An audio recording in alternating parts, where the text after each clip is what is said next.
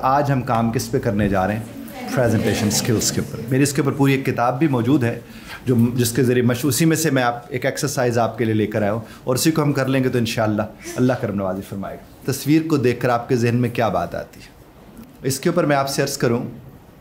मेरा एक लेक्चर भी इसके ऊपर मौजूद है मेरे चैनल पर। उसमें मैंने कहा कि अक्सर ना जब हस्बैंड के मुतालिक उसकी बीवी कहे कि ये बहुत कड़वा है तो वालदा उनके कहते दिल दा बड़ा चंगा है। तो मैं यहाँ पर आपसे बात अर्ज़ करूँ कि रब्बे कायनात को पता है कि हम दिल में कैसे हैं, दुनिया को हमारी ज़बान से पता चलता है।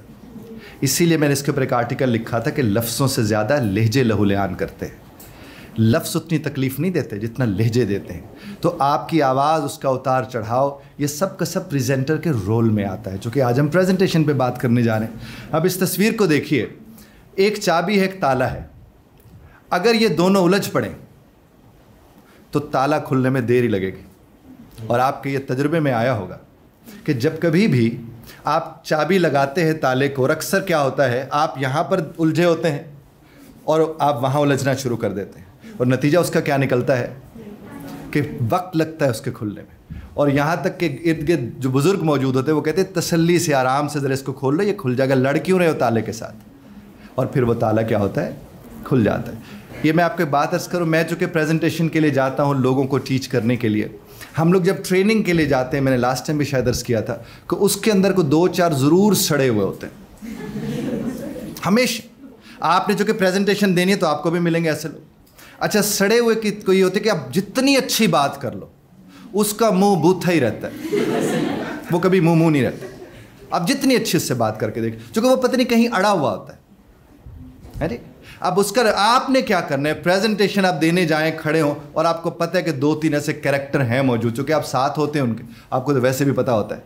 तो आपने कभी भी सड़े हुए की तरफ नहीं देखना। साथ वाले को वादा करो सड़े हुए को नहीं देखना,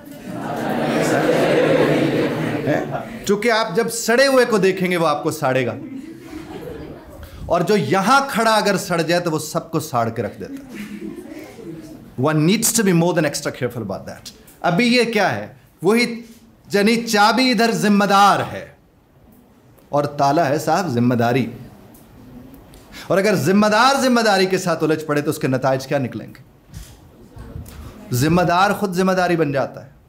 अक्सर असातिज़ा क्या करते हैं कि जब कमरे जमात में कोई बच्चे तशरीफ़ लाए हैं, कोई देर से आया, तो जो पहले आए होते हैं उनको सज़ा मिलती है, क्योंकि 15 मिनट उसकी शान में कसीदे पढ़ते रहते हैं कि ये देर से आता है, पता नहीं लोग क्यों देर से आते हैं, अब इतना टाइम गुजर गया। हमें यार उसको तो तकलीफ़ मत दो ना जो पहले से बैठे हो। तो उधर क्या कर रहे, चाबी ताले से उलझ रही है, फिर वो सल्यूशन प्रोवाइड नहीं कर सकती। और जो आलिम होता है उसका साबिर होना ज़रूरी होता है। और आलिम का मतलब जिसके पास इन्फॉर्मेशन है, और प्रेजेंटर के पास इन्फॉर्मेशन होती है। प्रेजेंटर वो इन्फॉर्मेशन शेयर करने जा रहे हैं, और अगर प्रेजेंटर अपनी इन्फॉर्मेशन को जब शेयर करने जाए और कोई उसमें दिलचस्पी ना ले और वो उलझ पड़े उसके साथ, तो उसमें नुकसान किसका होगा, प्रेजेंटर का होगा। जिसको वो प्रेजेंटेशन दे रहा है उसका नुकसान नहीं होगा। तो इस तस्वीर को देखकर हम कई मतालिब निकाल सकते हैं, और सब ने अपने अपने मर्ज़ी के मतालिब निकाले हैं, और उसी से ये बात साबित होती है कि context helps us construct meaning. कि आप किसी भी लफ्ज़ का, आप दुनिया जहान उठा के देख लें, किसी भी लफ्ज़ का आपको एक मतलब नज़र नहीं आएगा, बल्कि उसके एक से ज़्यादा मतालिब होंगे, और कॉन्टेक्स्ट उसके मीनिंग होते हैं, यानी किस हवाले से, किस तनाजुर से बात की जा रही है। ये मैं आपके साथ शेयर कर दूंगा। ये जो यहाँ लिखा हुआ इसको तो मत लिखिए, ये तो मैं आपके साथ वैसे शेयर कर दूंगा। फिर ज़रा साथ वाले की तरफ मुँह करके कहिए, लिख लिख कर हमारे लेख सड़ गए। 2-3 मरतबा कहिए। यही हुआ ना। देखिए, जो बगैर समझ के लिखता है वो लिखे हुए को लिखना शुरू कर देता। अब देखिए, मैं इसको समझाने में दिलचस्पी रखता था और आप उसे लिखने में दिलचस्पी रखते थे। अब मैं आपके सामने खड़ा आपसे बात कर रहा हूँ तो हम तो साहब इंटरेक्ट कर रहे हैं, मैं आपसे बात कर रहा हूँ, मैं आपको समझाना चाह रहा हूँ। आप जब लिख रहे होंगे तो आप मुझसे जुड़ेंगे नहीं। जब आप मुझसे जुड़ेंगे नहीं तो आप उस कॉन्सेप्ट से नहीं जुड़ पाएंगे। लिहाजा यहाँ जो कुछ भी है वो आपकी खिदमत में पेश कर दूँगा। उसके अलावा कुछ जुमला मेरा आपको अच्छा लगता है, आप लिखना चाहते हैं, ज़रूर लिखिए। और ये उसकी बुनियादी वजह भी है कि हमारी मश्क भी नहीं हुई, हमें सिखाया नहीं गया कि कब लिखना है, क्या लिखना है, क्यों लिखना है? हमें बस एक ही सिखाया गया कि ए लिख लो, मैं मिटा देना जी। इससे ज़्यादा तो हमें सिखाया नहीं गया है साहब। तो context helps us determine meaning. जब दो लोगों के दरमियान गुफ्तगू हो रही होती है तो वो प्रेजेंटेशन ऑफ आइडियाज ही चल रही होती है। मैं अभी आपसे बात कर रहा हूं, मैं अपने हिस्से की प्रेजेंटेशन दे रहा हूं, आप उसको देख रहे हैं, तो आप मेरे सामने प्रेजेंट, मैं आपके सामने जब बात करूंगा, अगर मैं अपनी बात आप तक नहीं पहुंचा पा रहा, तो अगर मैं अपने आप को जिम्मेदार समझूंगा तो मैं ढूंढूंगा तरीके आप तक बात पहुंचाने के, और अगर मैं अपने आप को जिम्मेदार नहीं समझूंगा तो फिर यकीनन सूरत हाल मुख्तलिफ होगी। तो context helps us determine meaning. आपने देखा होगा कि दो लोग आपस में जब उलझ पड़ते हैं, वो कहते तुमने ये नहीं कहा था, वो कहते मैंने ये कहा तो था लेकिन मेरा ये मतलब नहीं था। हमारे रोज़मर्रा में आता है मेरा ये मतलब नहीं था। जब वो कहते मेरा ये मतलब नहीं था, वो कहते नहीं तुमने ये वाला लफ्ज़ नहीं बोला था, वो वाला लफ्ज़ नहीं बोला था, तुमने ये कहा था ना। उसने कहा मैं आपसे कह रहा हूँ मेरा ये मतलब नहीं था। हाँ अब तुम बात बदल रहे हो। उससे क्या होता है कॉन्टेक्स्ट में, क्योंकि जो कह रहा होता है बात बदल रहे, उसका कॉन्टेक्स्ट और होता है, जो बात कर चुका होता है उसका कॉन्टेक्स्ट और होता है, और कॉन्टेक्स्ट एक हो तो सूरत हाल मुख्तलिफ हो जाती है। उसके लिए एक छोटी सी कहानी है। एक ना घर के साथ पंक्चर लगाने वाले की दुकान थी, तो एक एम्बुलेंस आकर ऐसी तर्ज पर खड़ी हुई कि आधी घर के आगे थी, आधी दुकान के साथ थी, और दुकान छुपी हुई थी। अब उस घर के करीब रहने वाले किसी शख्स ने जब एम्बुलेंस को वहाँ खड़ा देखा तो उसने फ़ोन किया उनको कि खैर तो है, आपके घर के आगे एम्बुलेंस खड़ी है। अब वो साहब वहाँ परेशान हो गए। उन्होंने 2-4-5 हमसायों को फ़ोन किया। अब हमसाए फ़ोन करें, बेल दें, अंदर से बेल कोई ना, कहते एम्बुलेंस तो खड़ी, अंदर से कोई फ़ोन ही नहीं उठा रहा। अब वो साहब इतना सफ़र करके वहाँ लौटे तो बाद में पता चला कि वो पंक्चर लगवाने के लिए खड़ी हुई थी। एम्बुलेंस पंक्चर लगवाने के लिए खड़ी हुई थी। नतायज कहाँ से कहाँ निकल गए, चूँकि कॉन्टेक्स्ट, यानी जो इधर की बात होती है और उधर की बात होती है, वो कॉन्टेक्स्ट आपके मीनिंग को डिटर्मिन करने में मदद देता है। आपके यहाँ जितनी भी गलत फहमियाँ पैदा होती हैं, उन सब में किरदार किसका होता है? कॉन्टेक्स्ट का। और communication is not at all about uttering something but conveying. आपने देखा होगा कभी सुर्ख बत्ती में से कोई ज़बान निकल कर नहीं आती कि साहब रुक जाइए, ना ही ग्रीन बत्ती में से कोई ज़बान निकल कर आती है कि आप जा सकते हैं, लेकिन कम्युनिकेट होता है। अरे मुर्दा भी कम्युनिकेट करता है। कौन कम्युनिकेट करता है? मुर्दा मौत को कम्युनिकेट करता है। जब मुर्दा कम्युनिकेट करता है तो जिंदा को कितना सोचना चाहिए कि उसके कम्युनिकेट करने के कितने ज़्यादा इम्पैक्ट्स होते हैं। एक जानवर, इंसान जब हैवान नातिक बोलते हैं, उसका मकसद ही यही है कि आपके लफ्ज़, आपके जुमले, आपका लबो लहजा, ये सब का सब अपनी एक अहमियत रखता है, और इस एतबार से हमें उसको देखना है। उसके बाद देखिए, यानी मरे हुए को, मुर्दा मौत को कम्युनिकेट करते हैं। कॉन्टैक्ट क्यों करवा रहे हो यार उसके साथ? कम्युनिकेट करने का मतलब, जब हम किसी मुर्दे को देखते हैं, देखिए आपने कभी उजड़ी हुई बिल्डिंग देखी हो, बिल्डिंग उजड़ी हुई, वो क्या कम्युनिकेट कर रही होगी आपको? बोल तो नहीं रही ना कि उजड़ गई, यहाँ कोई नहीं रहा। जब कोई कब्रिस्तान में क्यों कहा गया जाया करें, अब कब्रिस्तान वाले उठ के नसीहत थोड़ी करते हैं कि हम यहाँ गए हुए हैं, बड़ी तकलीफ़ है, तुम मत आइयो, ऐसा तो नहीं करते। अब वहाँ पर वो जो मौजूद होते हैं, वो बुनियादी तौर पर कम्युनिकेट कर रहे होते हैं उस सिचुएशन को। जिस तरह तस्वीर को हम कहते हैं, एक तस्वीर हज़ारों लफ्ज़ों से बढ़कर होती है, तो उसका मतलब यह है कि कोई भी चीज़ आपके इर्द गिर्द है। यहाँ तक कि हमारे यहाँ जब शादी ब्याह करें, नहीं, बड़ी बूढ़ियाँ दूसरों के घर जाए। आपका नाम क्या है जनाब? मोहम्मद रफ़ीक साहब। हमारे यहाँ जब बड़ी बूढ़ियाँ दूसरों के घर जाती हैं बेटियों का रिश्ता देखने के लिए, वो वॉशरूम में जाती हैं, वो किचन में जाती हैं। वो वॉशरूम और किचन क्या कम्युनिकेट उन्हें कर रहा होता है, और क्या देखने जाती हैं? कभी चम्मच उठ के तो नहीं कहते देखो ना ये मुझे धोती नहीं है। तो इस हवाले से मैं कह रहा हूँ। उसके बाद देखिएगा, मेरी किताब है प्रेजेंटेशन के ऊपर, उसका एक जो मेरा उसका नज़रिया है उसको लेकर, वो ये है कि presentation is a partnership. Presentation is what? A partnership between audience and speaker. It's not just a one-way traffic. Like if I keep on talking, मैंने इस तरह कहा कि यहाँ पर मुझे खड़े होकर जब बात करनी पड़ती है, तो यहाँ खड़े होकर खिताब हो सकता है। ट्रेनर वॉक्स, मुझे जो कि इसके लिए अभी मैं बंधा हुआ हूँ, ये यहाँ मेरे सामने है। तो अब उसमें क्या, इट्स अ पार्टनरशिप। किसमें पार्टनरशिप है? ऑडियंस और स्पीकर के दरमियान। अगर ऑडियंस और स्पीकर के दरमियान पार्टनरशिप नहीं होगी तो प्रेजेंटेशन हो ही नहीं सकती। तो ये क्या है? It's a partnership. ऑडियंस और स्पीकर्स के दरमियान ये पार्टनरशिप है, और पार्टनरशिप में क्या होता है? शेयर होता है, and share matters the most. आपको याद होगा, मैंने लास्ट टाइम भी आपसे अर्ज किया था कि जो शेयर करता है सिर्फ उसी का शेयर होता है। याद है ना? आप अगर शेयर नहीं करोगे तो आपका शेयर नहीं होगा।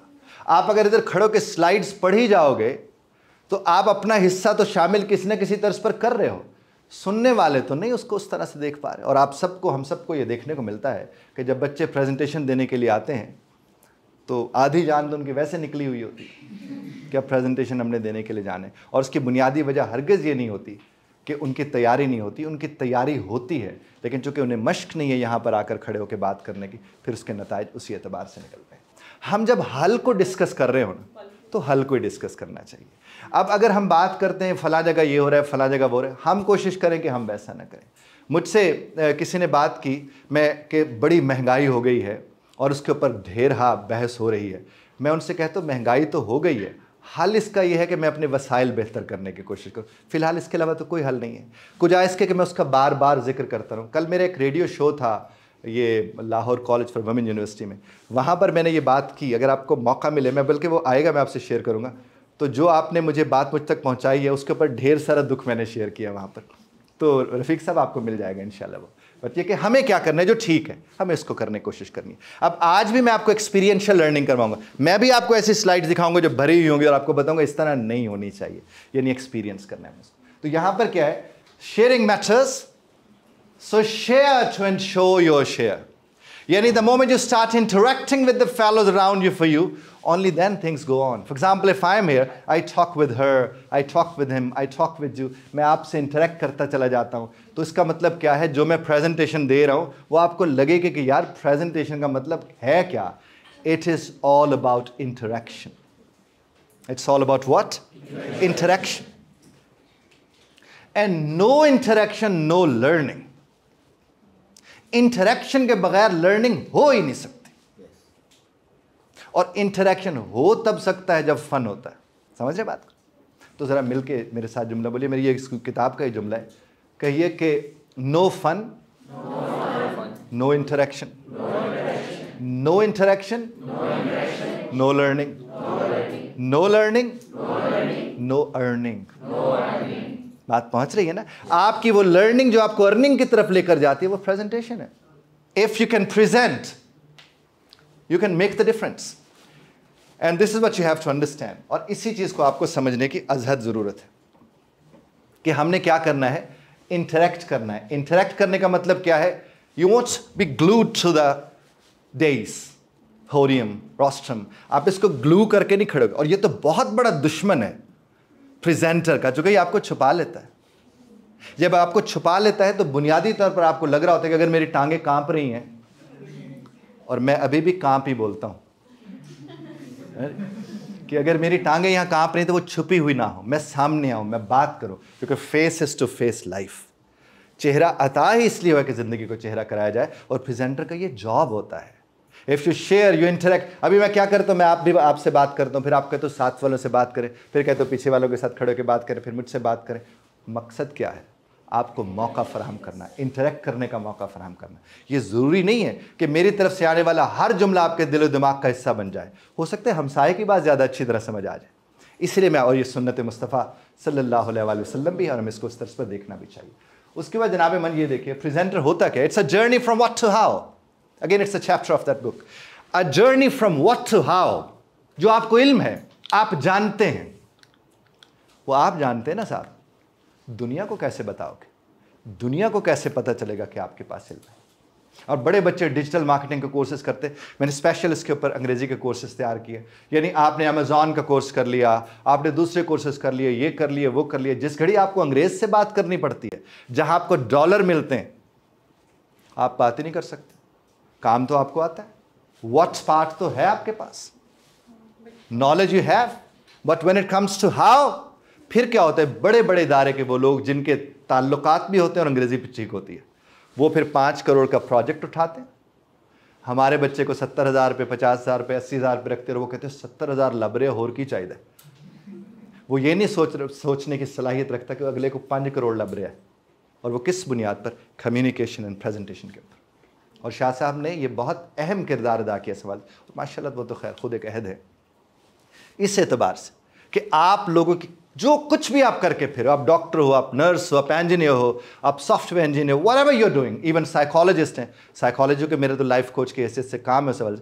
आप अगर ज़बरदस्त साइकोलॉजिस्ट आप हों पढ़ पढ़ के, आप अगर अपने क्लाइंट के साथ रिलेट ही नहीं कर रहे, यू आर नो वेयर, आप कहीं भी नहीं हो। देखिए, जो आपको मानेगा वही आपकी मानेगा ना, तो जो आप ही को नहीं मानेगा वो आपकी नहीं मानेगा। और प्रेजेंटर का काम क्या होता है? Presenter is a kind of magician, comes, hooks, और फिर वो साथ लेके चलता रहता है। That is the job of a presenter all the time. And then dear fellows, presenter presents himself first and then the others. मेरे साथ मिलकर कहिए, पहले आप आते हैं, फिर बात आती है, फिर जात आती है, और आखिर में औकात आती है। बात पहुंच रही है ना? अब देखिए, मैं आपकी खिदमत में हाजिर हूं, या आप लोग यहां तशरीफ फरमा है।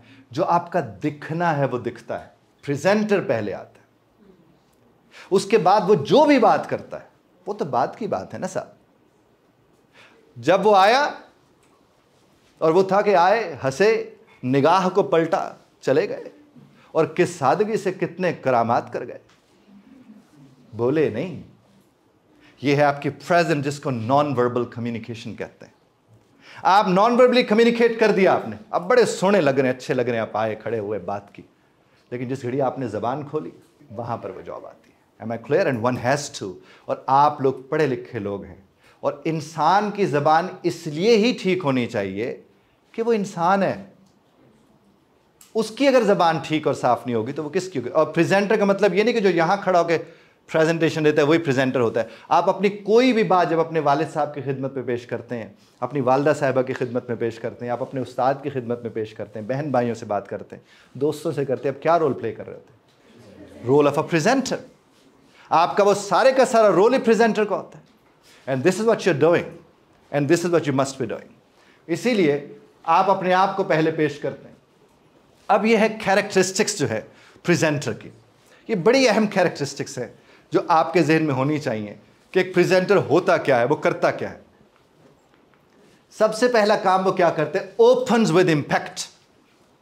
प्रेजेंटर जो है वो आते ही जो बात पहली करेगा उसमें इंपैक्ट का होना जरूरी है, क्योंकि वहीं वो कनेक्ट करता है। और उसके लिए नॉर्मली लोग बोलते हैं, कोई लॉ ऑफ डिसोनेंस भी है, कोई दो और लॉज हैं साइकोलॉजी के। वो कहते हैं मिसाल के तौर पर आपको लगा कि आप शुरू में बात ऐसी नहीं कर पा रहे जिससे कोई हुक होगा आपके साथ जुड़ा रहेगा, तो आपको हरकत ही ऐसी फरमा दे। अब मिसाल के तौर पर प्रेजेंटर यहाँ से आया और उसने देखा यहाँ एक साहब थे जो फ़ोन पे लगे हुए थे, और वो उतर के उनके पास चला गया और उनसे कहा कि जनाब 5 मिनट की प्रेजेंटेशन, थोड़ी देर प्लीज़ अगर आप फ़ोन बंद कर दें तो। अब सारी ऑडियंस जुड़ जाएगी प्रेजेंटर के साथ उसकी एक हरकत की वजह से। इसी तरह वो आया और उसने यहाँ खड़े खड़े उसके हाथ से डस्टर नीचे गिर गया, तो अब सारे के सारे उसके साथ कनेक्ट हो जाएंगे। इसी तरह अगर उसके पास कोई बात नहीं है तो लोग इस तरह भी कनेक्ट करते होते हैं, बिकॉज पहला काम क्या है? ओपन्स विद इंपैक्ट, यानी वो जुमला शुरू में ही ऐसा बोल दे कि लोग उसके साथ जुड़ जाएं। और जब कभी भी आप प्रेजेंटेशन देने जाएं, हमेशा एक वाओ वो जो फैक्टर वाला सेंटेंस है, you must have with you when you start your presentation. And then arouses curiosity. Curiosity जिसको तजस्सुस कहते हैं कि अगला लम्हा कैसा लम्हा होगा, दूसरी बात कैसी बात होगी। तो प्रेजेंटर का ये जॉब है कि वो क्या करते हैं? क्यूरोसिटी को अराउज करता है एंड एम्पैथाइजेस। प्रेजेंटर कभी सिंपैथाइज नहीं करता, वो क्या करता है? एम्पैथाइज करता है। और उसकी मिसाल मैंने पता नहीं लास्ट टाइम आपको दी थी या नहीं। वो जिस तरह एक सड़क के ऊपर एक हादसा हो गया और उस हादसे में एक साहब ने, जिसके साथ हादसा हुआ था, उसको गोद में उनका सर रखा हुआ है, और एक साहब उन्हें पट्टी वट्टी बांध रहे हैं, और एक साहब जिन्होंने गोद में सर रखा हुआ वो चीख चिल्ला रहे हैं कि पानी ले आओ, पानी ले आओ। और जब पानी लेकर आ गए तो सारा पानी खुद पी गए और फरमाने लगे मेरा दिल बड़ा घबरा रहा है। ये उसने क्या किया? सिंपैथाइज किया। यानी आप अपने किसी दोस्त को दुखी देख के अगर दुखी हो जाते हैं तो आप एम्पैथाइज कर ही नहीं सकते, आप सिंपैथाइज ही करेंगे। और मेरा तो खैर और थोड़ा सा हटके इसके मुतालिक ख्याल है, और मैं लोगों से ये कहता हूँ नॉर्मली, इट्स वेरी कॉमन, कि दोस्त जो होते हैं उनसे तो दुख शेयर ही नहीं करने चाहिए। और लोग कहते हैं दोस्त से दुख शेयर करके दुख कम होते हैं, मैं कहता हूँ ये कैसे हो सकता है कि आप अपने दोस्त को दुखी करें और आपका दुख कम हो जाए? वो तो दुख बढ़ेगा। और याद होगा मैंने आपसे अर्ज़ किया था कि जो आंसू जाए नमाज में जज्ब होते हैं सिर्फ उन्हीं का तमाशा नहीं बनता, बाकी सारे आंसुओं के तमाशे बनते हैं। और हम तो वो हैं कि किसी के कंधे पे सर रख के किसी की याद में रोते रहते हैं।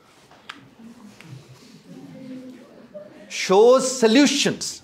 प्रेजेंटर का जॉब क्या है? वो सॉल्यूशंस को प्रोवाइड करता है। Presenter does not talk all the time about problems, you know, a kind of nasty stuff.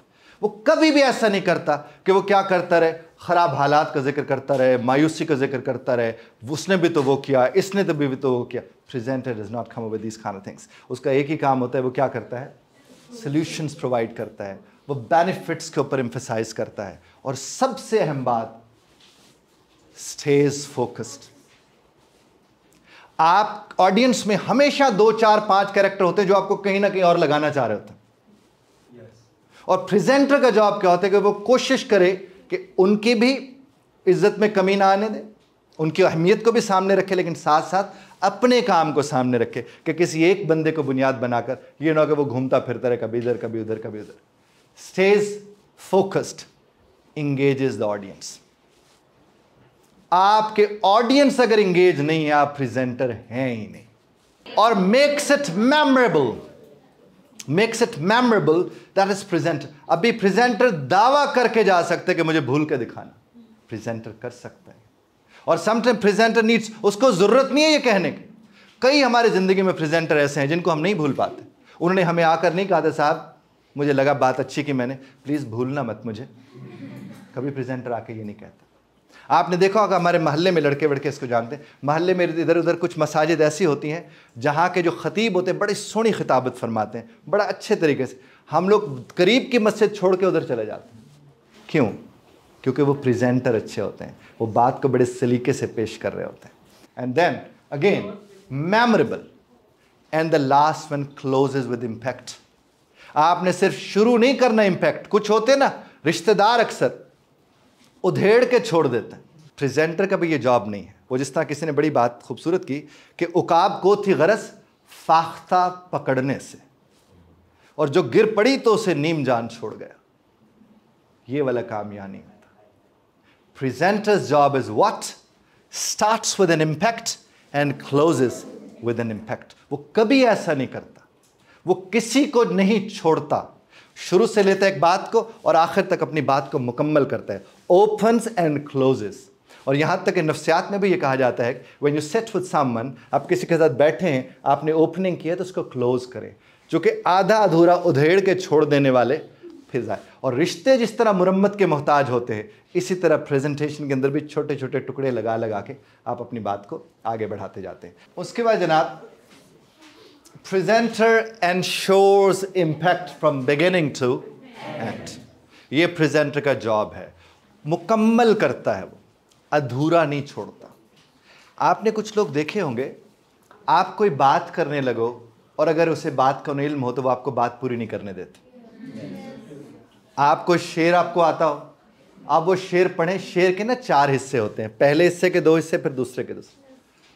अब आपका वो पहले हिस्से के पहले हिस्से में आप अभी पढ़ रहे होते हैं, वो माशाल्लाह सुना के आपको, you might have notice that, ये इतने अधूरे होते हैं, ये किसी को पूरा होते हुए देख नहीं सकते। ये हर जगह पाए जाते हैं और ये हर जगह मशवरा देते हुए पाए जाते हैं। ये खुद अधूरे होते हैं और ये दूसरों को पूरा करने की कोशिश कर रहे होते हैं। किस मानों में? इस मानों। कभी भी ऐसा मत करना। अगर आपसे कोई बात, मसलन बात करते करते आपको वो कह गए थे honesty is the best policy, हाँ मैंने पढ़ी हुई है, मुझे याद भी है सर, उसमें वो होता था ये होता। अम्मा यार सुनो तो सही, वो पता नहीं कहना क्या चाह रहे हैं। देखिए, आपके इर्द गिर्द कुछ भी होता है ना, वो रब्बे कायनात का इंतज़ाम है, वो मेरे रब सोने का इंतज़ाम है। और उसका एहतराम आप कैसे कर सकते हैं? सिर्फ एक ही तरीके से कर सकते हैं उसका एहतराम, और वो क्या है कि उसको इस तरह सुने कि सुनाने वाले को लगे कि क्या बात है भाई, और इस तरह सुने कि सुनवाने वाले को, जो कि मेरे रब के करम से मुमकिन है, कि सुनवाने वाला कहे कि साहब अब तो माशाल्लाह से इस तक ये पहलू भी पहुंच जाएगा।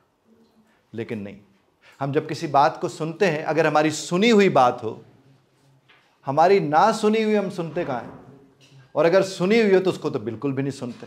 उसके नताइज फिर क्या निकलते हैं, हम अपनी तरफ आने वाले इनको अपने ही शोर की नज़र कर देते हैं, फिर हम आगे बढ़ नहीं पाते हैं।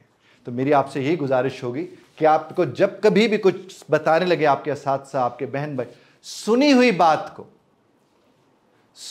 बात को जब भी दोबारा सुनना पड़े तो इसका मतलब मेरा अल्लाह आपको उसमें से कुछ समझाना चाह रहा है, बड़े पहलू निकल कर आ जाएंगे। और अगर इस तरह से उसे नहीं देखेंगे साहब तो फिर उसके नताइज तो आपको इल्म है क्या निकलेंगे। ये देखिए, चूंकि ये मैं बातें थोड़ी करके अभी हम चले जाएंगे प्रैक्टिस सेशन की तरफ। You have to work hard to develop the right skills. You have to work hard. For what? To develop the right skills. Make your presentation short and sweet. It should not be that long over. इतनी लंबी presentation, लंबी छोड़नी भी हो तो छोटा लिखना पड़ता है? So it should not be like that. Open up with an icebreaker. यानी वो impacts. Keep things simple and to the point. आप मिसालें दें तो वो आपसे जुड़ी हुई हो, क्योंकि जो रिलेट नहीं करता आपसे वो आपसे कभी रिलेट कर ही नहीं सकता। आप देखें, आप थंबनेल्स पर तो हम फैसला करते हैं, हम सब नहीं करते। और जिस थंबनेल के ऊपर हम सबसे ज्यादा जिसके खिलाफ बोलते हैं उसको 3-4 दफा जरूर देखते हैं कि कहते हैं यार कोई तरीका है, कैसे अजीब थंबनेल्स बनाते हैं, अंदर कुछ होता है बाहर कुछ और लिखा होता है। भाई तुम्हें कैसे पता चला? Similarly use a healthy dose of humour. अगर मिजाह नहीं होगा आपकी प्रेजेंटेशन में तो वो प्रेजेंटेशन आपको कनेक्ट ही नहीं कर सकती। मिजाह is a must. And to tell a story in sense of ranting, आपको कहानी सुनानी होती है, आपको कहानियों के साथ एंगेज करना होता है। Only then you can, otherwise is always otherwise. अब लास्ट है जनाब practice. Whenever you practice your delivery, you have to practice it. यहां पर ये मेहरेबियन रिसर्च है 1971 की, ये मैं आपको वैसे बता भी देता हूं।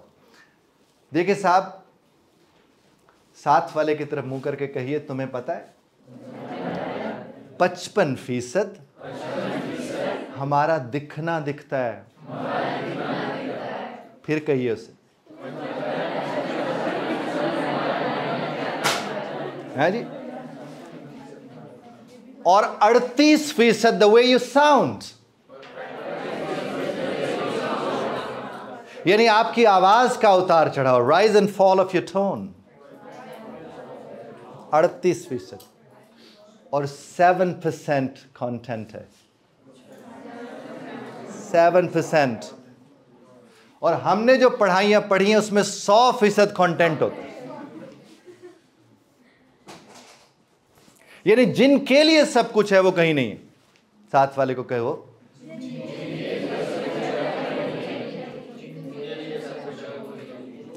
है जी। अरे देखो यार, आपको पता है आपको देखा जाता है, हर शख्स को देख, वो बड़ा खूबसूरत। ये जो गर्मियों की सर्दियों की दोपहर होती है ना, उसमें ये जो लड़के बाल रखते हैं अच्छे बना के, थोड़े बड़े वाले, तो वो ना धूप में जो साया होता है उसमें अपने बाल सेट करते हैं। उसके ऊपर किसी ने लिखा था कि चल चल के देखते हैं वो अपना खिराम नाज कहते हैं बड़ा तरीके से चलना, चल चल के देखते हैं वो अपना खिराम नाज, और मुड़ मुड़ के देखते हैं कोई देखता भी है? बात पहुंच रही है? अ प्रोसेस अगेन, दिखता है। सबसे पहले आप आते हैं, जैसे मैंने आपसे अर्ज किया, आप दिखते हैं, उसके बाद आप कलाम करते हैं। आप जितने कमाल के पढ़े लिखे हों, अगर आप अपनी इस पढ़ाई का इजहार अच्छे सलीके से नहीं कर सकते, उसे प्रेजेंट नहीं कर सकते, एक अच्छे प्रेजेंटर नहीं है, तो उसका फ़ायदा कम से कम आपसे जुड़े लोगों को नहीं होगा, और आपको तो खैर बिल्कुल ही नहीं होगा। 7% द स्टोरी। हमारा सारा वक्त इसके ऊपर गुजरता है। खैर अब तो खैर यूनिवर्सिटीज़ में इसके ऊपर भी 80-90% गुजर जाता है। यानी प्रेजेंटेशन वाले दिन हम देखते हैं कि बच्चे इतने प्यारे बन के आए होते हैं कि माशाल्लाह 2 पीस भी लगाए हुए, वो टाई भी लगाई हुई है, जूते पॉलिश, सब आके खड़े होते, और यहाँ आके कहते सर जी भूल गया मुझसे हो नहीं रहा है। सर वहाँ से कह रहे सर मैं दोबारा आ जाऊँ, फिर आ जाऊँ। और कुछ लोग तो मुस्तकिल 2-4 ऐसे लोगों को देखते रहते जो कहते रहते हैं यस यस बोलो बोलो। ऐसा भी नहीं, आपको क्यों ज़रूरत आन पड़ी उनकी? आप साथ वाले को कहो कि आज के बाद मेरी मोटिवेशन मेरे हाथ में होगी। कोई आपको क्यों मोटिवेट करे? Why should someone else come and motivate you? You don't need it. Your motivation is with you. अरे जो अपना नहीं हो सकता वो किसी का हो सकता है? हो सकता है। ये जो प्रेजेंटर होते हैं ये इसीलिए कुछ नहीं कर पा रहे थे क्योंकि ये अपने नहीं होते। And then my dear fellows, digital proficiency आपको इसके वाले से होनी चाहिए। यानी आपको किन किन चीज़ों का पता होना चाहिए। टाइपिंग स्पीड आपकी होनी, ये नहीं कि हमने कोई टाइपिस्ट बनने, नहीं, होनी चाहिए। आपको MS वर्ड का इस्तेमाल आना चाहिए, आपको एक्सेल का इस्तेमाल आना चाहिए, आपको जूम के ऊपर किससे बात करनी पड़ जाए आपको उसका इस्तेमाल आना चाहिए, गूगल मीट के ऊपर, video conference, even WhatsApp business का आपको पता होना चाहिए, एंड्रॉयड एंड एप्पल डिवाइसेस का। ये तो अब मस्ट, क्योंकि आप एज ए प्रेजेंटर के गए, अपनी चीज़ें लेकर गए, आगे से वो जो साहब थे उन्हें वो ना USB सही लगानी आती है ना कुछ, तो फिर आप क्या करोगे? दिस इज यू, जिसको ये इल्म होना चाहिए। अब जनाब हम करने जा रहे हैं प्रैक्टिस। ये जो छोटी सी प्रैक्टिस है मैं तो पहले तो करवाऊंगा इसी स्क्रीन के हवाले से, उसके बाद मेरे पास एक हैंडआउट है जिसमें एक तरफ पूरा सॉल्व्ड है और दूसरी तरफ अनसॉल्व्ड है। आप सॉल्व्ड को पढ़ेंगे, मैं आपको पूरा टाइम दूंगा 5 से 7 मिनट का, और अनसॉल्व्ड को सॉल्व करेंगे। और जिस घड़ी आप सॉल्व कर लेंगे आप यहां तशरीफ ले आएंगे और माशाल्लाह ठीक हो गया। जी जनाब वाला। अब देखिए हमने स्टार्ट लिया, हम आए, हमने आते ही कहा, मसलन अब दोपहर का वक्त है ना इस वक्त, अगर मैं आपसे आके कहता हूं गुड आफ्टरनून, आप कहेंगे ये तो क्या एनर्जी देगा। और अगर मैं आके कहता हूं good afternoon everyone, I would get to you, आप कहेंगे यस। यानी जिसको नींद भी आ रही थी वो थोड़ी देर को झुरझुरी लेगा। आप जब किसी को खुशामदीद कहते हैं तो कभी लो टोन में नहीं कहते, आप उसे हाई टोन में कहते हैं। Good morning everyone, good evening everyone, good afternoon everyone, you start with that kind of tone, the power, and then welcome to my presentation. और अगर मैं ऐसे कहता हूं good afternoon, welcome to my presentation, my name is robotic, no, the rise and fall of your tone and the moment you go and utter, आप अपने नाम को जब प्रोनाउंस करते हो, उसको जब आप बोलते हो, जिस तरह मैं कहता हूं my name is Syed Ejaz Bukhari, अब मैं अपना नाम पूरा बोल रहा हूं जो आपको मैंने पहले दिन मशक करवाई थी, जिस तरह मोहम्मद रफीक उसने बोला, पूरा नाम बोलने का है और अगले तक आपका नाम जाना चाहिए। आपने बोला गुड के बाद choose time everyone, welcome to my presentation and my name is. जब आप प्रेजेंटेशन देने के लिए जाते हैं आपने ये नहीं कहना अस्सलाम वालेकुम, गुड आफ्टरनून, नाम तो आपको मेरा पता ही है, आपने बताना है, चाहे उनको इल्म, आपने बताना। उसके बाद जनाब मन क्या है, I am going to give presentation on Sebs institute a language centre. ये हमने प्रेजेंटेशन बनाई हुई है जब हमारे लोग जाते हैं बाहर सेल्स के। तो अब देखिए हमने क्या कहा, यहां जाकर टॉपिक बताया है, आप जिस भी टॉपिक पे बात करना चाहेंगे ऑन के बाद वो लगा देंगे। अब मैंने तो बात की इसके ऊपर, तो मैंने कहा कि I am going to give presentation on Sebs institute a language centre. I hope you would find it useful as it relates with your basic needs of language skills. आप देखिए I hope you would find it useful as it तक मैं छोड़ दूं तो आप जो भी प्रेजेंटेशन देने जाएंगे उसका कोई फायदा तो बताएंगे लोगों को, क्यों सुने भाई, आप उसे बताएं कि ये आपके लिए यूजफुल होगी, क्योंकि उसके बाद आप बताएं ये क्यों यूजफुल आपके लिए होगी। And then I would talk about 3 things today. I'd talk about 5 things today. I'll talk about 2 things today. मैं जिस भी चीज पे बात करना चाहूं मैं कहूंगा मैं उतनी चीजें बोलूंगा। Firstly, I talk about 3 things today. Firstly, मैं क्या करूं? A brief introduction of SEBS Institute and its services. मैंने पहले कहा अपने ऑडियंस को बता रहा हूं कि मैं सबसे पहले क्या करूंगा जनाब, आपको ब्रीफ इंट्रोडक्शन दूंगा SEBS इंस्टीट्यूट का और उसके सर्विसेज का। Secondly, I would share details about IELTS, PTE, spoken English and writing skills. यानी जो मेरा काम है, जो मेरे कोर्सेज हैं, जो आपका टॉपिक होगा उसके मुताबिक लिखेंगे कि हम फिर मैं आपको उसके मुताबिक बताऊंगा। Finally I would share my services as a life coach, जो कि मैं लाइफ कोच के तौर पे काम करता हूं, मैं इसको इस तर्ज पर पेश करूंगा। ये कोई 1 से 1.5 मिनट होता है जो हर प्रेजेंटेशन की आउटलाइन के तौर पर ज़रूरी होता है। यानी आप जब प्रेजेंटेशन देने के लिए गए हैं तो सबसे पहले आप ये करें, क्योंकि आपके जो ऑडियंस हैं, अब मिसाल के तौर पर हमारे ऑडियंस में बैठे हुए कुछ PTE IELTS वाले हैं, वो कहेंगे जब वो दूसरा पॉइंट बोलेंगे उसमें उन्होंने ये बात बतानी है। कुछ बैठे वो कहते हैं यार ये है कौन सा इदारा, ये क्या कराते हैं, तो वो पहले वाले पॉइंट में दिलचस्पी लेगा। और जिसकी दिलचस्पी लाइफ कोच वाले में है वो इंतजार करेगा लाइफ कोच की कब बात करेगा। और मैंने पूरी जो आउटलाइन थी अपनी पूरी प्रेजेंटेशन की मैंने शुरू में बता दी। Am I clear? और जब मैंने इसको खत्म किया मैंने क्या कहा, please feel free to ask me questions at the end of the presentation. यानी प्रेजेंटेशन के इख्तिताम पर आप फील फ्री और फिर मुझसे सवालात कीजिए। And the presentation would last for about 10 minutes. आपको जितने मिनट्स वहाँ मिलते हैं, 5 मिनट मिलते हैं, 3 मिनट मिलते हैं, 4 मिनट मिलते हैं, जितने मिलते हैं, ये बहुत ज़्यादा ज़रूरी है जो आपने सबसे पहले करनी है। Am I clear? अभी आपके सामने एक हैंड आउट आया है, एक साइड उसकी फिल्ड है और एक अनफिल्ड है।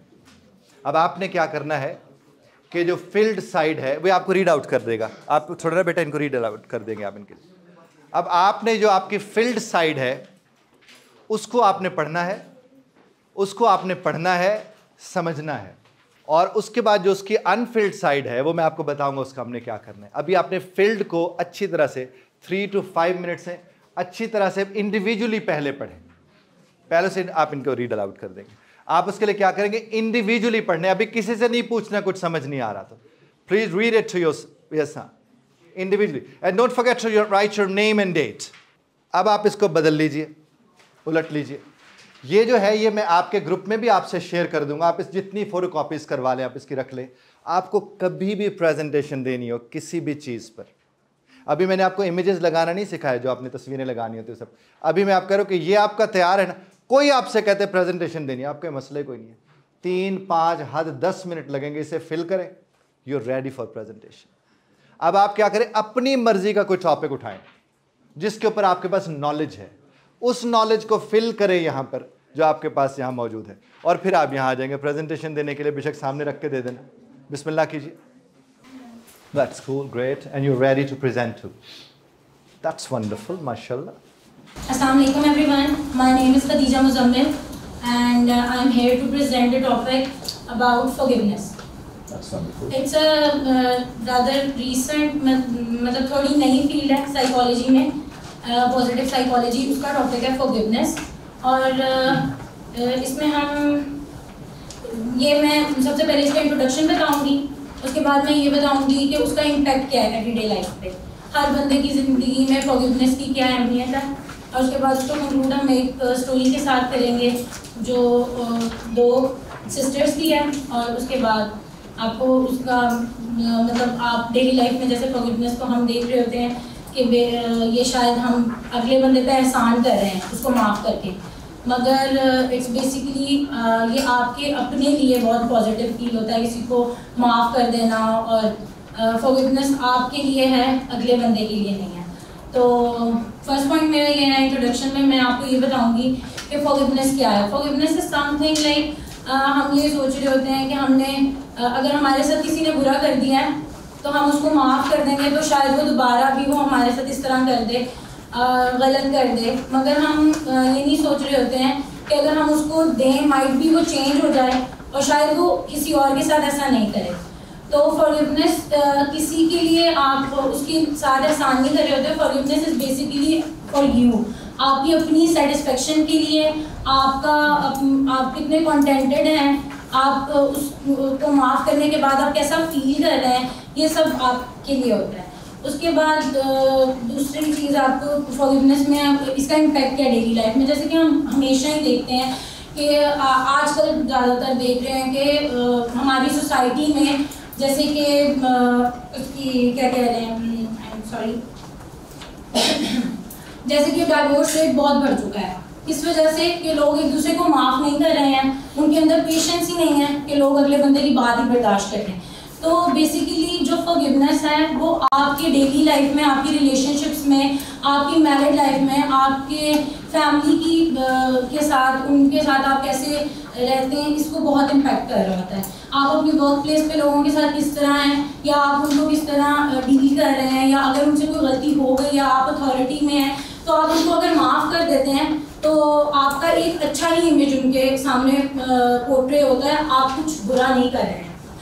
और लास्ट में मैं आपको एक स्टोरी बताऊंगी। 2 ट्विन सिस्टर्स थी, उनके ऊपर किसी एक आदमी था ब्रूटल, उसने बहुत जुल्म किया जिसकी वजह से एक की एट दैट टाइम और उस सिनेरियो में एक ही डेथ हो जाती है, मगर जो दूसरी रहती एक सर्वाइव कर जाती है उसके जुल्म को। तो फिर वो ये होता है कि वो बहुत अरसे बाद लाइक 30 ईयर्स के बाद भी वो उसको वो चीज़ भूलती नहीं है और वो चीज़ उसको याद रहती है क्योंकि उसने उसको माफ़ ही नहीं किया होता है। वो उसको फॉरगिव भी नहीं कर सकती है थ्रू आउट अपनी 30 साल की लाइफ टाइम में, वो उसको माफ़ ही नहीं कर सकती। फिर वो किसी तरह इस चीज़ के लिए अपने आप को पहले तैयार करती है कि उसने माफ़ करना उस आदमी को, ताकि वो अपने आने वाली ज़िंदगी में कुछ पॉजिटिव इम्पैक्ट्स ला सके। That's all. Thank you. आप ज़रा देखिएगा, एक होता है फीडबैक देना। मैं आपको, चूँकि हम इसी को सीरीज़ में चलाएंगे, नेक्स्ट वीक भी हम इसी के ऊपर ही काम करेंगे। देखिए, जब आपको एक स्ट्रक्चर दे दिया गया है ना, स्ट्रक्चर से बाहर अगर आप प्रेजेंटेशन देंगे तो वो एक्सेप्टेबल नहीं होगी। चूँकि मैंने आपसे कहा ये इंटरनेशनली रिकग्नाइज्ड स्ट्रक्चर है और मेरे लाखों लोगों ने जो मुझसे ट्रेनिंग लेकर गए पूरी दुनिया में, वो इसी को इस्तेमाल करते हैं और इसका बड़ा अच्छा इम्पैक्ट है। अब जब आप देखें, यहाँ पर कोई भी आके खड़ा होता है, अगर उसके पास पेज है ना तो उसको पेज के साथ प्ले नहीं करना चाहिए। जैसे यूं कर लिया, जैसे यूं कर लिया, जैसे यूं कर लिया, जैसे यूं कर लिया, one should not be playing with page. अच्छा, सबसे अच्छी बात जो थी वो ये थी कि आपने वॉलंटियर किया, आप पहले आए, लेकिन मैं समझा शायद आप एक्साइटमेंट में पहले आ गए, मुझे अब पता चला आपने जाना जल्दी। अच्छा, जाना आपको जल्दी था। तो आप जब यहाँ पर आते हैं, मैं आपको एक बात यहाँ पर अर्ज़ करता चलो, आपकी क्लासेस की बड़ी अहमियत है, ज़ाहिर है बड़े इदारों के साथ जुड़े हुए हैं, लेकिन ये जो चीज़ें आपको कराई जा रही है इसका आपकी ज़िंदगी के ऊपर एहसान होगा। ये कोई आम चीज़ें नहीं कराई जा रही हैं।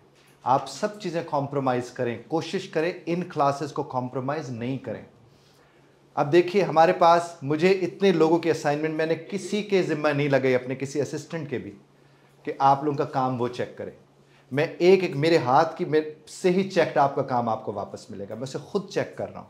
क्यों?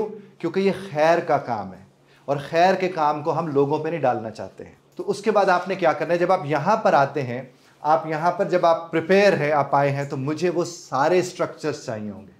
उन्हीं स्ट्रक्चर्स पर मैं आपको मार्क करूँगा और आपको मार्क करके आपको उसके मैं स्कोर दूंगा, कि जो कि आपके क्यूमुलेटिव स्कोर होंगे जिन लोगों ने पेश करने होंगे। आपका TNA मेरे पास है, वो TNA कपल था, उसके साथ वो जो आपने मुझे भेजना था वो बहुत देर से मिला। मेरे साथ ये दोनों जो यहाँ पर ऑनरेबल लेडीज़ बैठी हैं, ये मुझसे राब्ते में रहीं कि सर हमने उनसे कह दिया अभी आ जाएगा, कल आ जाएगा, परसों, कल मुझे मिला है मेरे ख्याल, कल मुझ तक वो पहुँचा है, तो मैं उसको चेक नहीं कर पाया। आप लोगों से गुजारिश है कि आप please don't take it for granted.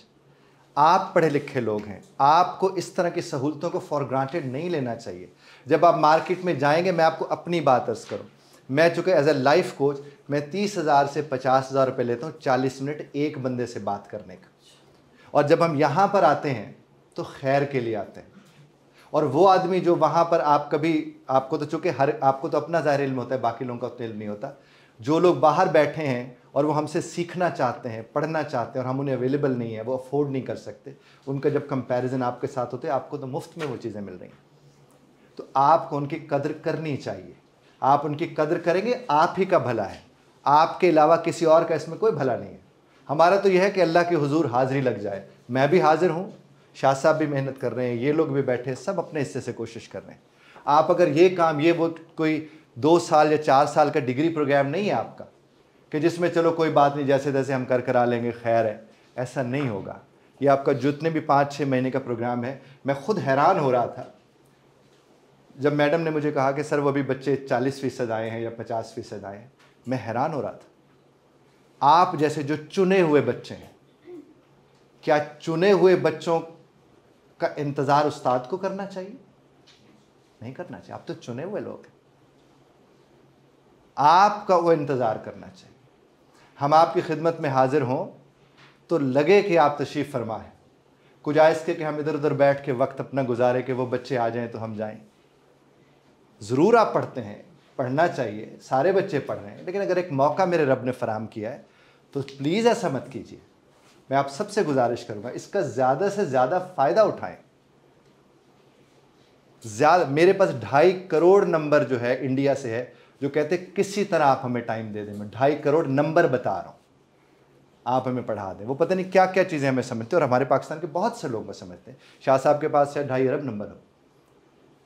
तो बात करने के मकसद है कि जब आपकी खिदमत की जा रही है तो खिदमत करने वाले को खादिम कहते हैं और जिसकी खिदमत की जाती है उसे मखदूम कहते हैं।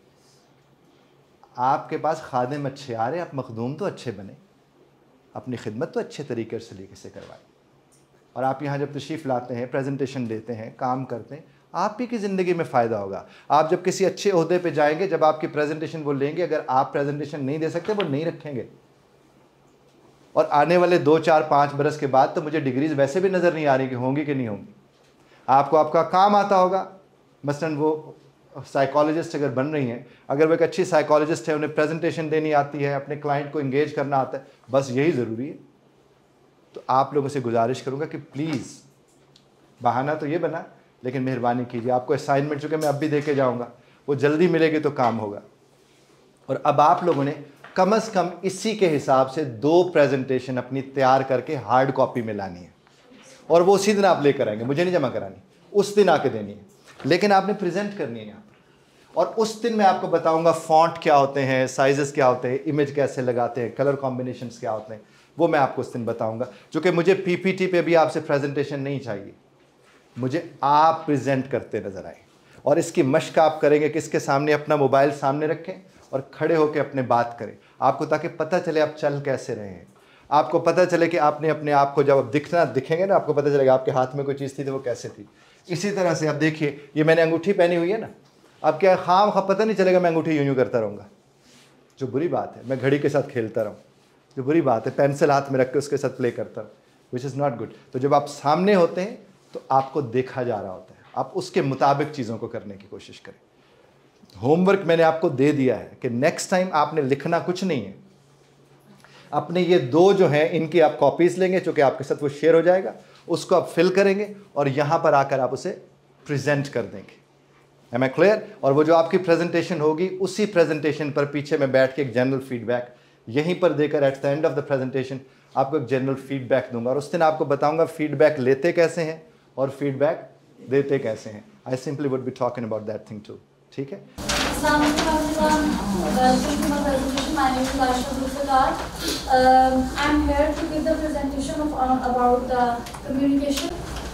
सबसे पहले मैं कम्युनिकेशन के टॉपिक में ये बात बताना चाहूँगी कि कम्युनिकेशन होती क्या है, फिर मैं इसके बारे में डिस्कस करूँगी कम्युनिकेशन इतनी इम्पोर्टेंट क्यों है, और फिर मैं इसके बेनिफिट्स के बारे में बात करूँगी। सबसे पहला मेरा पॉइंट है कि कम्युनिकेशन होती क्या है।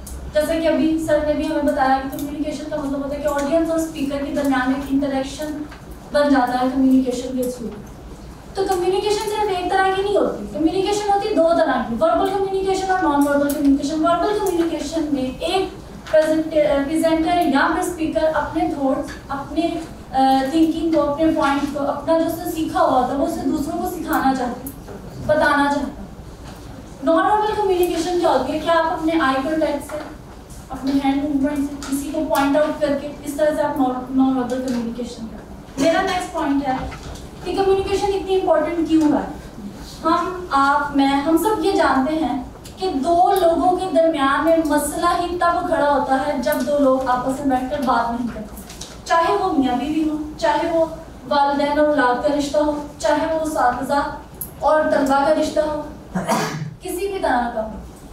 अगर आप या वो 2 लोग आपस में बैठकर बात नहीं करेंगे, एक दूसरे के बारे में बात जानेंगे नहीं या उनकी प्रॉब्लम के बारे में सुनेंगे नहीं, तो हम उस मसले को हल नहीं कर सकते। तो इसीलिए कम्युनिकेशन सबसे ज़्यादा अहम है। मिसाल के तौर पर अगर एक टीचर बच्चे को कुछ पढ़ा रहा है, जैसे मैथ का कोई क्वेश्चन सॉल्व करवा रहा है, अगर उस बच्चे को टीचर को समझाने के तरीका समझ में नहीं आ रहा और टीचर का इतना रोल है कि बच्चा उसको बयान ही नहीं कर पा रहा है कि मुझे समझ नहीं आ रही, तो बेहतर ये है कि टीचर को इतना सख्त नहीं होना चाहिए, बल्कि उसे ये चाहिए कि वो अपने स्टूडेंट से पूछे भी कि क्या मैंने जिस तरीके से आपको बताया उसको समझ आ गया या नहीं।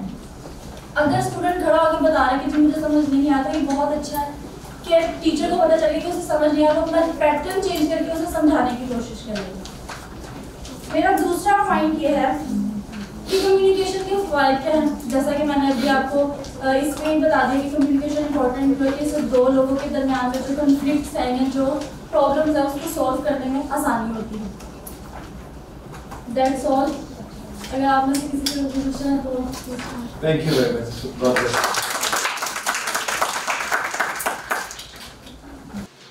अच्छा, अब देखिए अगेन मैं वही बात आपसे अर्ज करूँगा कि स्ट्रक्चर, मुझे स्ट्रक्चर को फॉलो करवाना है। अच्छा, बहुत अच्छे तरीके से बेटे ने बात की है। बेटा आपका नाम क्या है? आयशा जी। बहुत अच्छी बात उन्होंने की है, वह फ्लुएंसी भी थी, बात भी बड़े सलीके से कर रही थी। लेकिन मुझे स्ट्रक्चर चाहिए। मेरे स्ट्रक्चर में जब आप उसे फिट करेंगे आपको कभी दिक्कत नहीं होगी, और अगर आप उसको उसमें फिट नहीं करेंगे आपको दिक्कत, और फौरी तौर पर ज़ाहिर याद भी तो नहीं होता ना, फ़ौरन थोड़ी आके याद हो जाएगा। आप उसे देख देख के कम से कम स्ट्रक्चर वो ज़रूर पढ़ें, वो और वो वाला सारा अंग्रेज़ी में पढ़ें।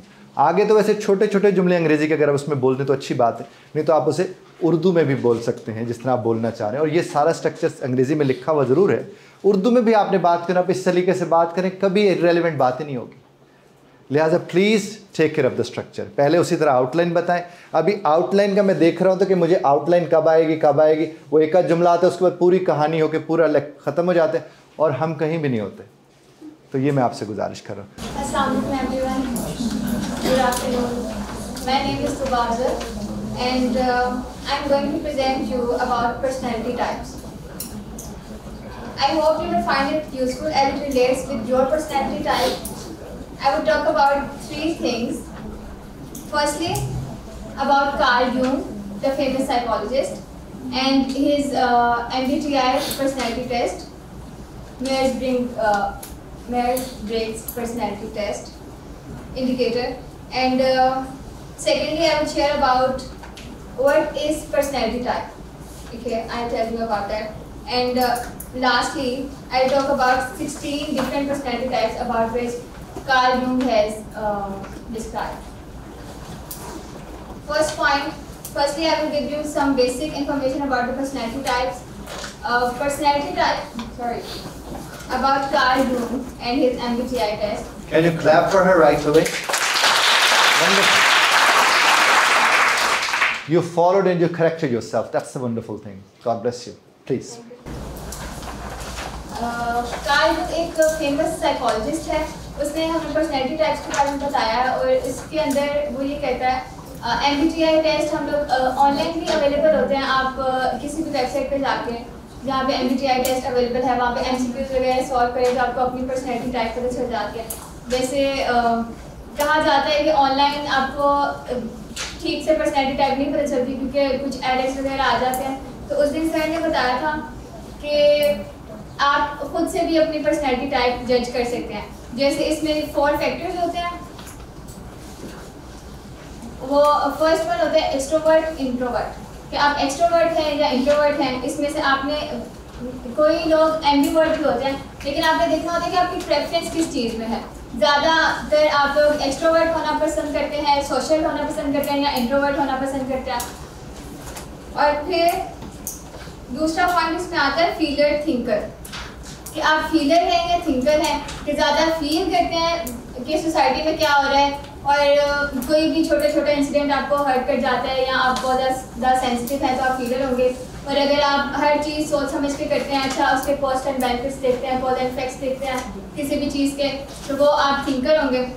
आपकी पर्सनैलिटी टाइप ज़्यादा आपकी प्रेफरेंस थिंकर की तरफ जाएगी। फिर आप जजमेंटल हैं या नहीं है, ये भी उसके अंदर एक फैक्टर आता है।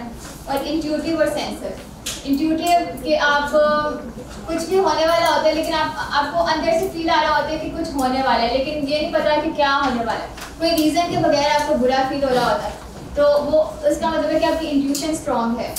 और अगर आप ऑब्जर्वेशंस की बेस पे सेंस करते हैं, अच्छा आज सर का मूड अच्छा नहीं है, आज बॉस का मूड अच्छा नहीं है, तो हो सकता है आज हमें डांट पड़े, या हो सकता है कि वो अच्छे से बिहेव ना करे। तो आपने ऑब्जर्व किया, उसके बाद आपने एक स्टेटमेंट जो है वो कंक्लूड की कि हाँ ऐसा हो सकता है।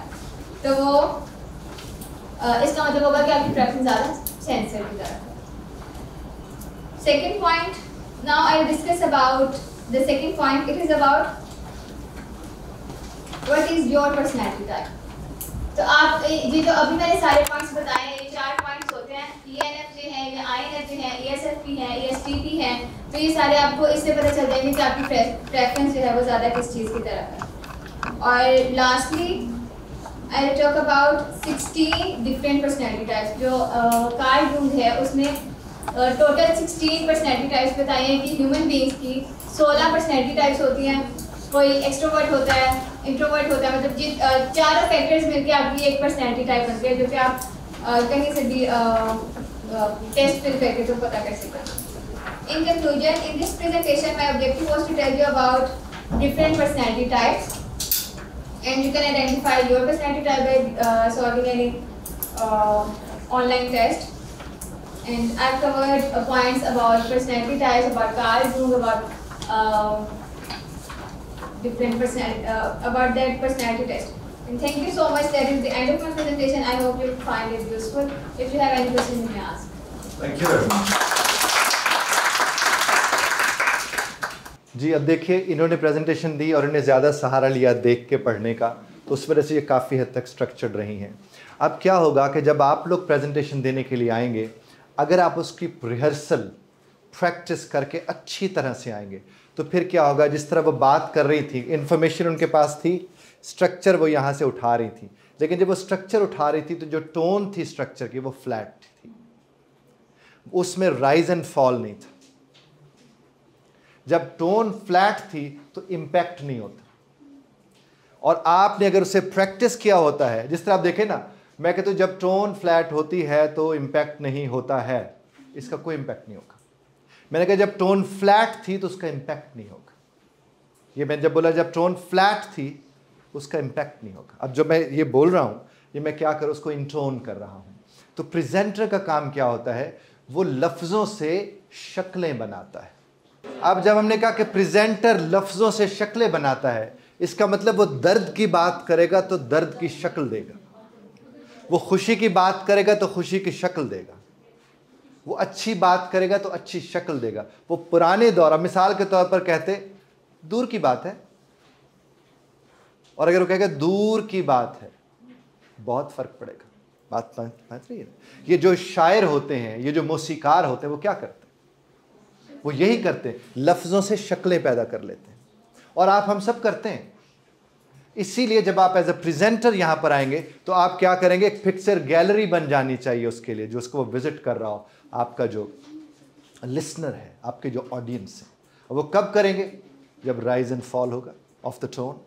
तो आपको स्ट्रक्चर तो हमने दे दिया, तो ये स्ट्रक्चर आपका जो है, इसको जब तक आप इंटोन नहीं करेंगे, ये स्ट्रक्चर फ्लैट होगा, फिर सबको लगेगा रटा लगा के खड़े होंगे। तो रटा नहीं, उसको उसी तर्ज पर पेश करना है आपने।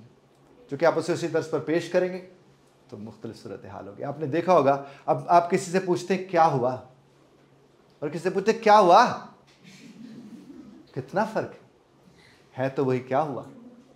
तो आपने एज अ प्रेजेंटर इस चीज़ को देखना है कि जब आप यहाँ खड़े होंगे तो मरहम लगाना है। आप यहाँ खड़े होंगे तो जितनी भी ज़ख्मी अरवाह हैं उनको मरहम लगाने के लिए खड़े हैं, और वो आप लफ्ज़ों से लगा सकते हैं।